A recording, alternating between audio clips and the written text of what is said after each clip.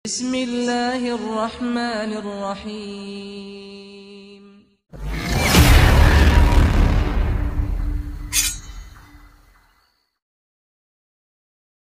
Kemudian di sini saya akan jelaskan beberapa dalil dari Al-Quran dan Sunnah Rasulullah Sallallahu Alaihi Wasallam terkait dengan al-ghina wal musiqain, ya, nyanyian dan musik ini. Baik, dari ayat yang pertama dulu. Ayat di surah Luqman.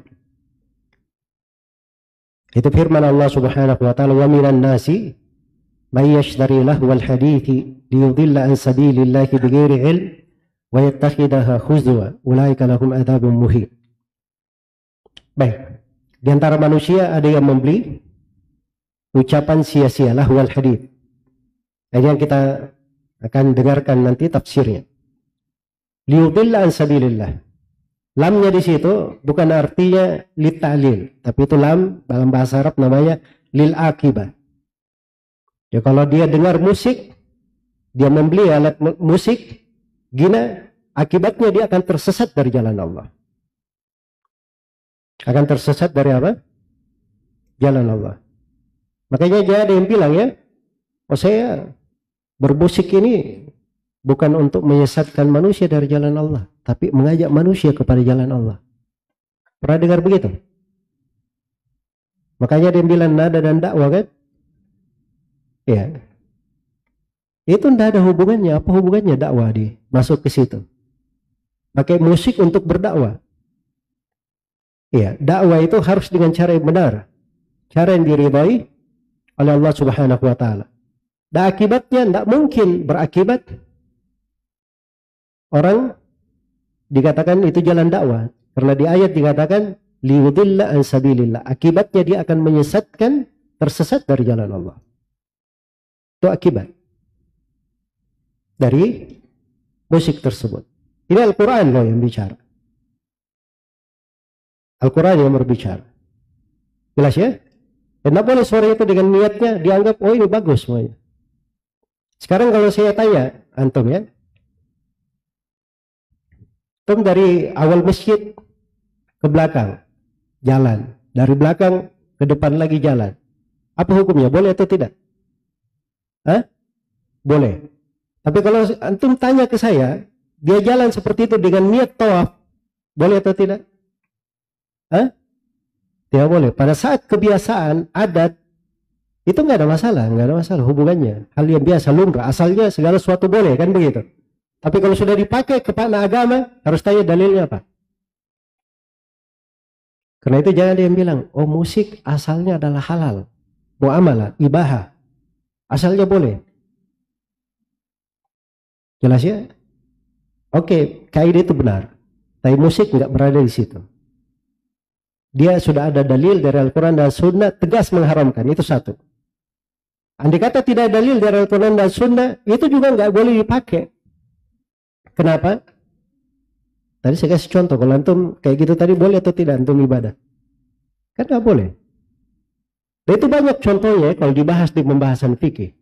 Banyak contohnya. Antum berdiri di terik matahari di situ. Boleh berdiri di bawah terik matahari? Hah? Boleh. Tapi kenapa ada orang yang berdiri di bawah terik matahari? Nabi bilang suruh dia berteduh. Suruh dia berteduh.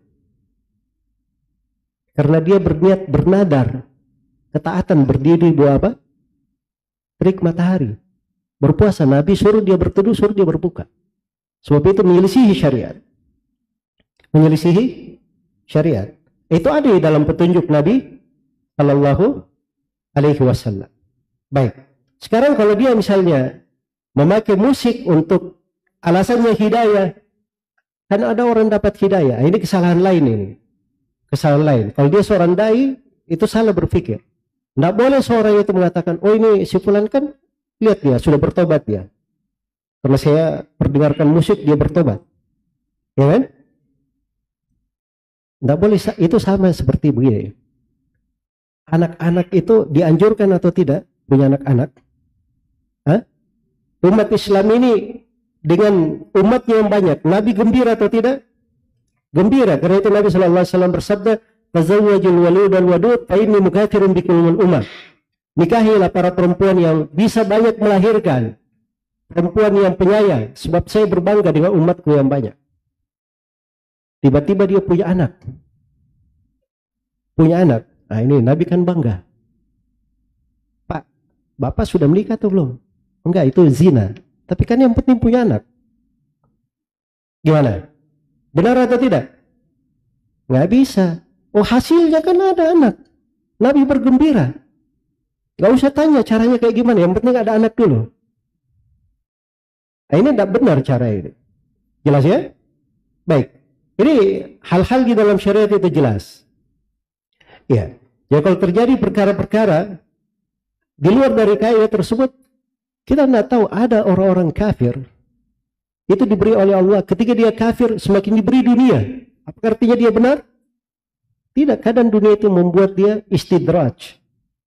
Akhirnya semakin larut di dalam kesesatan. Begitu dia dibinasakan, tidak bisa keluar lagi. Ada sebagian manusia seperti itu. Diberi untuknya istidraj. Istidraj supaya dia semakin sesat di atas jalan yang buruk. Naudzubillah. Baik. Maka di sini wa minan nasi may yashtari lahwal hadith. Ini Ibnu Mas'ud bersumpah. Lahwal hadith di sini kata Ibnu Mas'ud innahul gina. Dia adalah gina. Di sebagian riwayat al gina walladzi la ilaha illahu. Itu adalah gina, nyanyian. Demi Allah yang tidak ada ilah kecuali dia. Itu kata Ibnu Mas'ud. Kata Ibnu Abbas radhiyallahu anhu, nazalat fil gina wa ashbahihi. Turun tentang gina dan semisal dengannya. Ayat ini. Itu juga dari Ibnu Umar, Jabir bin Abdullah radhiyallahu anhu. Dan ini 4 orang sahabat Rasulullah sallallahu alaihi wasallam. Tidak ada yang menafsirkan dengan tafsir itu di ayat ini seperti penafsiran mereka dan tidak ada yang menyelisihi mereka. Tidak ada yang menyelisihi mereka. Dan tafsir sahabat, ini perhatikan ya, tafsir sahabat bagaimana yang diterangkan oleh Al-Hakim dalam Ma'rifah Ulumul Hadits dan ditakrir oleh banyak ulama di buku-buku mustalah bahwa tafsirnya sahabat itu memiliki hukum hadits marfu.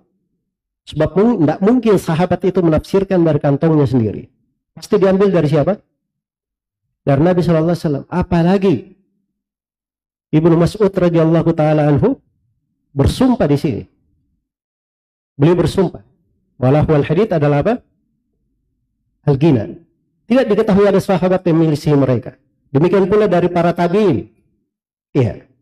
Mujahid, Ikrimah, Makhul, Ibrahim an-Nakhai, Atha al-Khurasani, Al-Hasan al-Basri, Said bin Jubair, Kutabah bin Di'ama, Maimun bin Mihran, Habib bin Abi Thabit, Amr bin Shu'aib, Abdul Malik bin Jurayj, Said bin Musayyab. 13 orang tabi'in.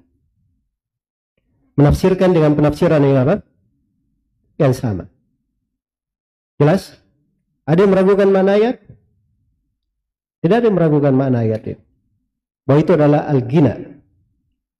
Itu adalah al-gina. Jadi itu memahami makna-makna ayat itu harus ada penafsiran dari para as-salaf. Iya. Jadi bukan ranah kita berbicara seenaknya saya. Walahun dalam bahasa Arab artinya begini dan begini. Tidak ada masalah, terangkan dalam bahasa Arab. Tapi itu tidak bertentangan dengan tafsirnya siapa? Tafsirnya para as-salaf. Sebab itu juga bagian dari kata lahu secara bahasa. Iya. Baik. Ada yang menafsirkan selain daripada itu. Tidak ada masalah. Itu tambahan. Tetapi tidak ada yang menyelisih penafsiran mereka yang menafsirkan al-gina. Ada yang menafsirkannya dengan kesyirikan. Ya, ada yang menafsirkannya dengan hal yang yang melalaikan, semua hal yang melalaikan karena diambil konteks ayat ya dari kata lahu. Ya, dan itu tidak ada masalah.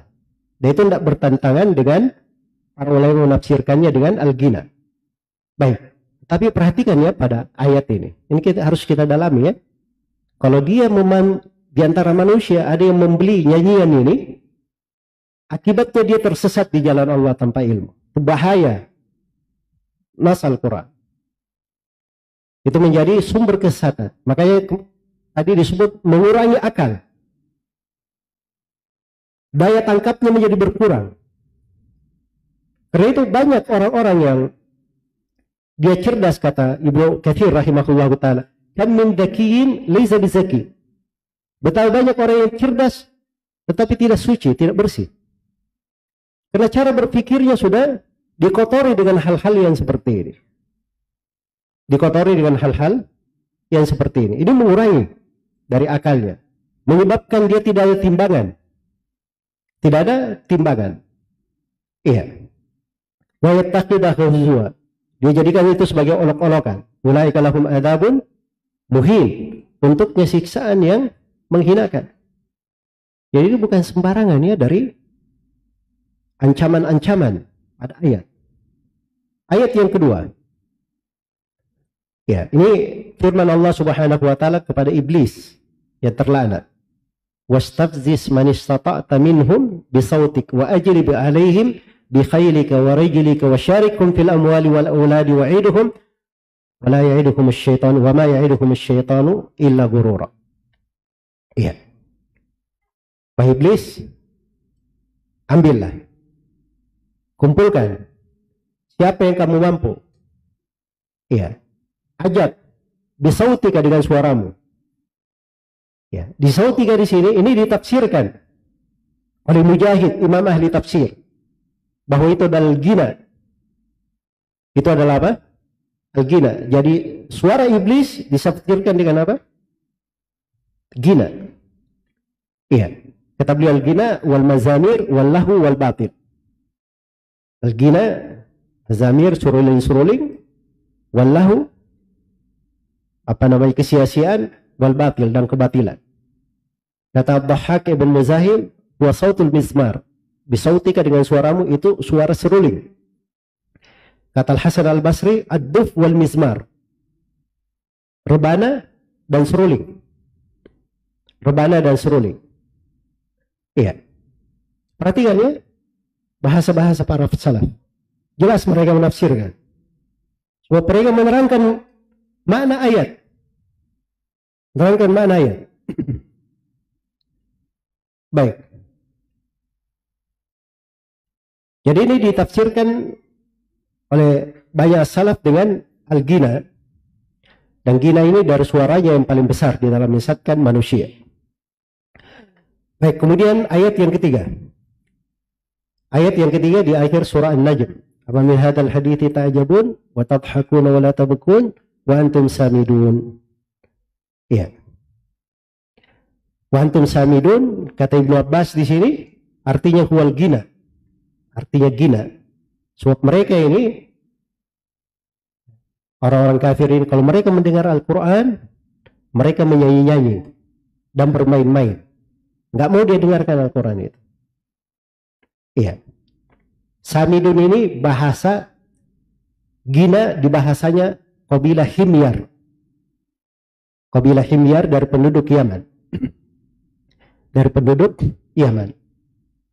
Dan ini menunjukkan luasnya ya pengetahuan Ibnu Abbas radhiyallahu ta'ala anhu. Baik. Kemudian ayat yang keempat, wa ma kana salatuhum indal baiti illa muka'a wa tasdiya fadhuqul adzaba bima kuntum takfurun. Ini saya sudah bacakan tadi ya ayatnya dari surah Al-Anfal di ayat ke-35. Jadi muka artinya apa tadi? Muka bersiul. Iya, tasdiya artinya apa tadi? Tepuk tangan. Nah, itu yang biasa dilakukan oleh kaum musyrikin pada seruling mereka, pada gendang mereka, apa namanya, jadi dia menepuknya, bersiul pada serulingnya, ya. Nah, itu semuanya terkait dengan musik. Baik. Al-gina. Kemudian yang kelima, walladinahum, ayat walladinahum anil lagwi mu'ridun di surah Al-Mu'minun. Juga ayat di surah Al-Furqan, walladzina la yashhaduna az-zura wa idza marru bil lagwi marru kirama. Itu kita sudah sebutkan penafsirannya Mujahid bin Jabir, Muhammad bin Al-Hanafiyah, putra Ali bin Abi Talib. Ini putra Ali bin Abi Talib, saudara Al-Hasan dan Al-Husain, tapi lain ibu. Beda ibunya. Beliau ini menafsirkan apa namanya, ayat dengan al-ghina. Iya, tidak menyaksikan az-zur artinya menyaksikan al-ghina. Baik, nah ingat di ayat ini ketika di awal ayat dikatakan walladzina hum anil lagwi mu'ridun. Ini sifatnya orang-orang yang beriman. Perhatikan ya, sifat orang-orang yang beriman. Sebab di akhir menyebut orang yang beriman dikatakan ulaika humul warithun. Mereka adalah orang-orang yang mewarisi. Alladzina yarithuna al-firdausa hum fiha khalidun. Orang yang mewarisi surga Firdaus, mereka kekal di dalamnya. Orang yang beriman itu subhanallah ya, ketika dia tahu itu jalan untuk dia mendapatkan surga, dia rela untuk meninggalkannya. Itu lagu adalah gina di antara penafsiran para ulama ahli tafsir. Yaitu bagian dari lagu, mereka tinggalkan. Baik. Kemudian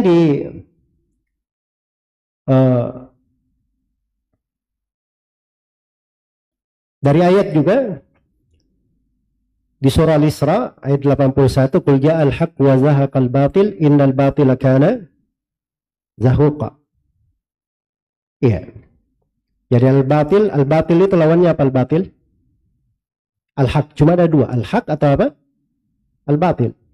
Maka gina itu telah ditetapkan oleh Ibnu Abbas bahwa dia masuk ke dalam kebatilan. Karena itu ini dari fikihnya Imam Malik ya. Ibnu Qasim pernah bertanya kepada Imam Malik tentang hukum al-ghina. Nyanyian ini. Kata Imam Malik, Allah Ta'ala berfirman, "Famada ba'dal haqqi illa ad-dhalal, fa anna tasrafun." Tidak ada setelah kebenaran kecuali kesesatan. Bagaimana kalian dipalingkan dari kebenaran? Kata Imam Malik, saya mau tanya, ghina itu kebenaran? Tidak ada yang akan jawab itu kebenaran. Berarti masuknya kemana? Kepada kesesatan atau kebatilan. Nah, itu subhanallah ya, dari fikih Imam Malik rahimahullah. Imam Malik ini, beliau itu disebut ya oleh saudara perempuannya, kalau masuk ke rumah tidak ada kerjanya kecuali dia pegang mushaf. Maka Imam Malik itu terkenal dengan ketajaman pendalilan dari ayat-ayat Al-Quran. Dan itu disebutkan banyak hal dari Imam Malik semakna dengan hal tersebut. Jelas ya? Baik. Kemudian dari ayat-ayat yang telah kita bacakan tadi, nampak sekali ya bagaimana tafsir dari para sahabat, para a'immah, dari tabi'in. Mereka terangkan ayat-ayat itu yang diinginkan adalah apa? Yang diinginkan adalah al-ghina. Baik, dari hadits Rasulullah sallallahu alaihi wasallam. Ya, yang populer adalah hadits riwayat Al-Bukhari. Radhiyallahu rahimahullah. Dan dengan sanad beliau pada Nabi sallallahu alaihi wasallam. Saya nggak bicara masalah sanad di sini ya. Saya di posisi menjelaskan tentang hukum musiknya.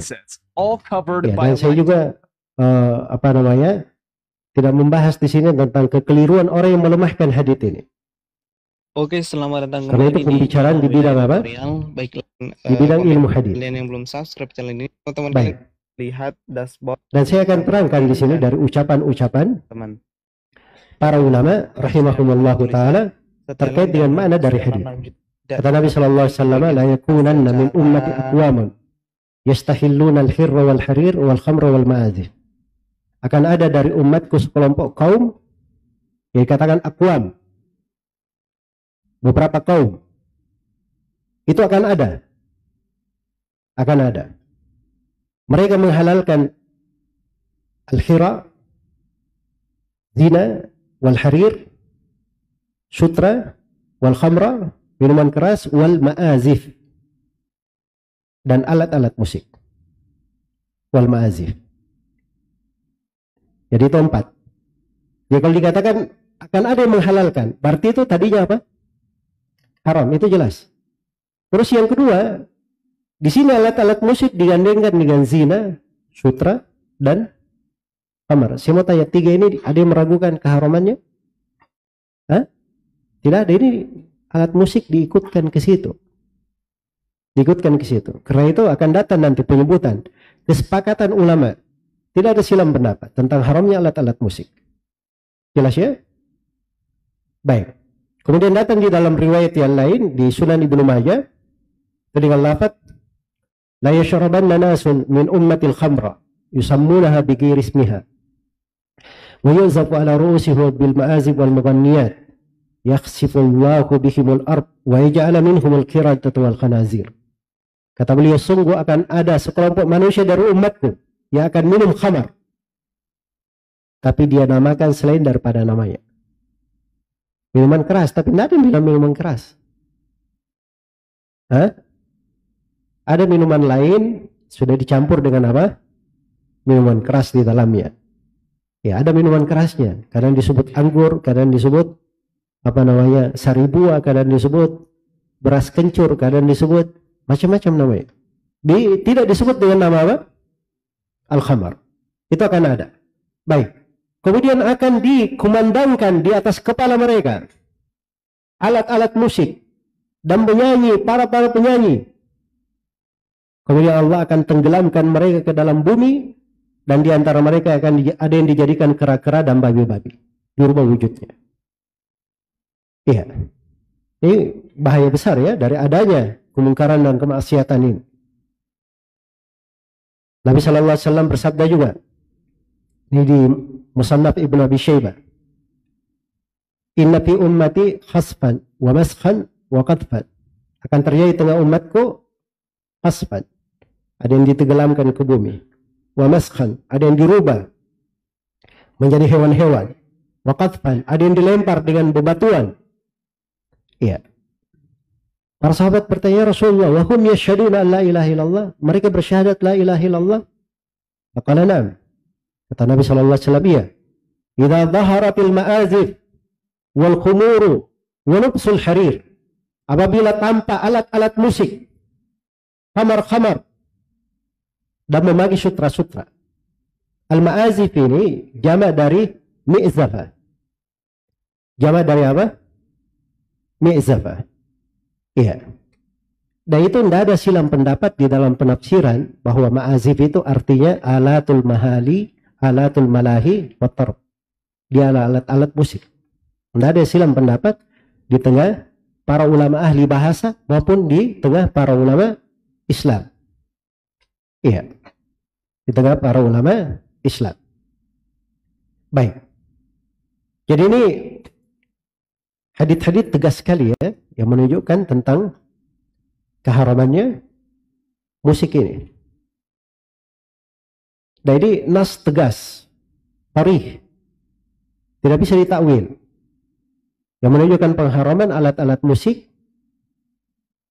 gina, dan musik itu sendiri. Baik. Kemudian di antara hadits juga adalah hadits riwayat At-Tirmidzi. Nabi sallallahu alaihi wasallam bersabda, "Fi hadhil ummah qasfun wa maskhun wa qadfun." Di tengah umat ini akan terjadi qasfun wa maskhun wa qadfun. Bersama tadi ya, tiga. Kapan itu? Idza dhaharatil qainat wal ma'azif wa syuribatil khumur. Apabila tampak para penyanyi-penyanyi, alat-alat musik, dan diminum khamar-khamar. Diminum khamar-khamar. Dan ini sangat mengkhawatirkan sekali ya. Sangat mengkhawatirkan. Baik. Ini kayaknya sudah masuk waktu duhur ya. Iya. Saya tadi sebutkan tentang suara yang dilaknat di dunia dan di akhirat. Salah satunya adalah seruling ketika mendapat nikmat dan meratap ketika kena musibah. Kita juga sebutkan dari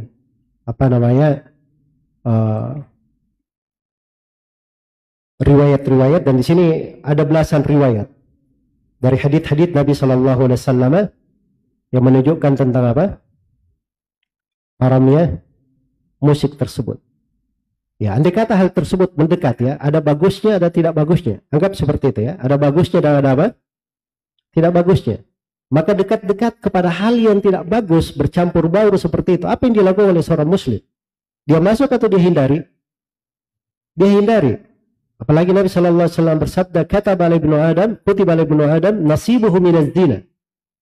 Setiap anak Adam itu dicatat bagiannya dari zina. Mudrikun dzalika mahala. Pasti dia dapat, tidak bisa dihindari. Mata zinanya melihat, telinga zinanya mendengar, lisan zinanya berbicara, tangan zinanya menggenggam, ya, kaki zinanya berjalan, hati berkehendak dan berangan-angan. Yang membenarkan kemaluannya atau yang mendustakannya. Jelas ya? Maka itu dihitung bagian darinya. Iya. Karena itulah harus diketahui dari bahasa yang telah disebut oleh Ibnu Qayyim dari nama zina itu, bahwa musik ini pengantar kepada zina. Sebab ini kotak posnya yang mengantar kepada zina tersebut. Baik. Sekarang kalau dia misalnya memakai musik untuk alasannya hidayah, kan ada orang dapat hidayah, ini kesalahan lain ini. Kesalahan lain. Kalau dia seorang dai, itu salah berpikir. Tidak boleh seorang itu mengatakan, oh ini si fulan kan, lihat dia sudah bertobat dia. Karena saya perdengarkan musik dia bertobat. Ya kan? Tidak boleh, itu sama seperti begini. Anak-anak itu dianjurkan atau tidak punya anak-anak? Hah? Umat Islam ini dengan umatnya yang banyak, Nabi gembira atau tidak? Gembira. Karena itu Nabi SAW bersabda, "Tazawwajul walud wal wadud fa inni mukatsirun bikumul ummah." Nikahilah para perempuan yang bisa banyak melahirkan, perempuan yang penyayang, sebab saya berbangga dengan umatku yang banyak. Tiba-tiba dia punya anak. Punya anak. Nah ini Nabi kan bangga. Pak, Bapak sudah menikah atau belum? Enggak, itu zina. Tapi kan yang penting punya anak. Gimana? Benar atau tidak? Nggak bisa. Oh hasilnya kan ada anak. Nabi bergembira. Nggak usah tanya caranya kayak gimana. Yang penting ada anak dulu. Nah, ini tidak benar cara ini.